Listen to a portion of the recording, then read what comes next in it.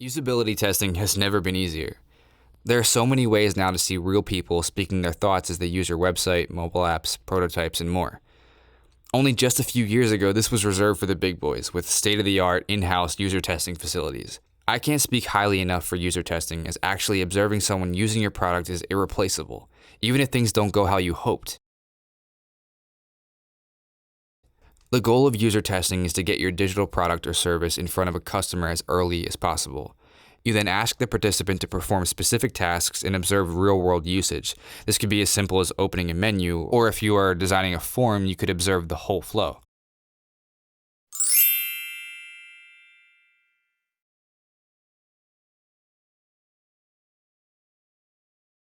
If you've ever seen a police interrogation facility on TV, then you'll immediately picture a room with double-sided glass, a team of officers listening in on one side and the interrogation officer on the other.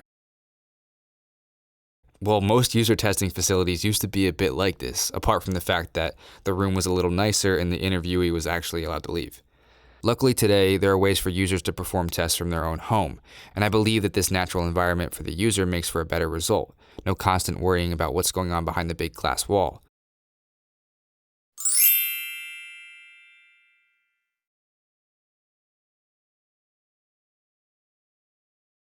Let's take a look at a few techniques you can use now. Probably the first test you'll perform, even before starting any design, is card sort. We briefly mentioned this in an earlier video, and I just want to give a bit more information here. If you head over to optimalworkshop.com/optimalsort, you can find a really simple to use online tool. Card sorting is a quick and easy way to design an information architecture and menu structure for a website. You can use card sorting to find out how people think your content should be organized and get the insights you need to make informed decisions.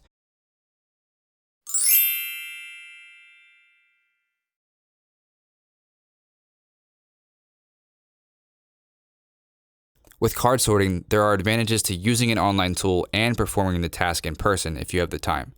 Online, you'll get many more participants and quantitative data. That really gives you a solid idea of how you're doing. Performing the task in person gives you an insight into your user's thought process, emotions, and gives you some real detailed feedback that you can't get online.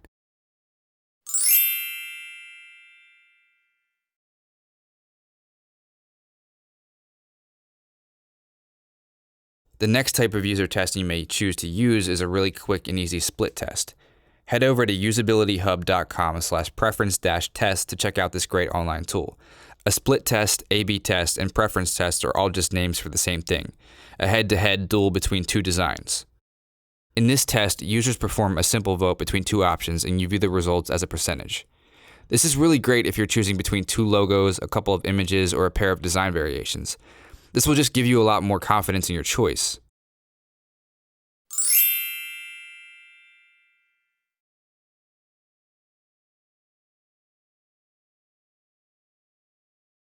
If you're after a more detailed test, then head over to UserTesting.com. This is a bit like the creepy room test, just a lot more comfortable.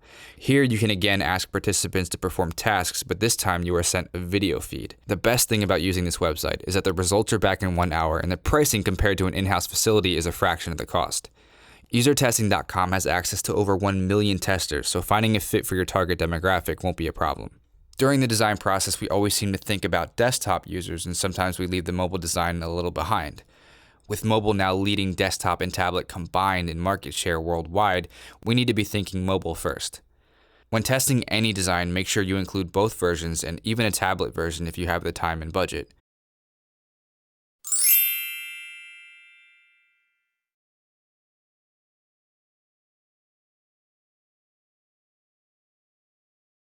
User testing should be an iterative process and not the end of the road. I've been in a full day of testing before where we update the prototype after each session to incorporate any important feedback we received. Please don't leave user testing until you have a pixel-perfect design. I know it's a little scary to get feedback and we want everything to be perfect, but I want you to remember, that's not the point of user testing. This is probably the only test in life you want to fail. Otherwise, you've wasted your time and money.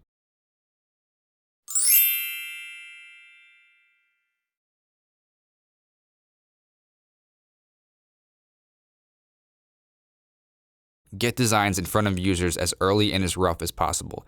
This is the only way you won't become attached to your designs and feel quite offended when 10 people start picking your baby apart. There are a host of other techniques we haven't had time to touch upon in this section, but I hope this is giving you an idea of what's possible. If you're interested in learning much more about user testing or getting to know the other tests in detail, then check out our premium course. It's only available for a limited time, and you can do this over at antony-conboy.teachable.com/courses. In the next video coming up, we're taking a look at getting your first job in the UI/UX industry and how to stand out above the crowd. See you there.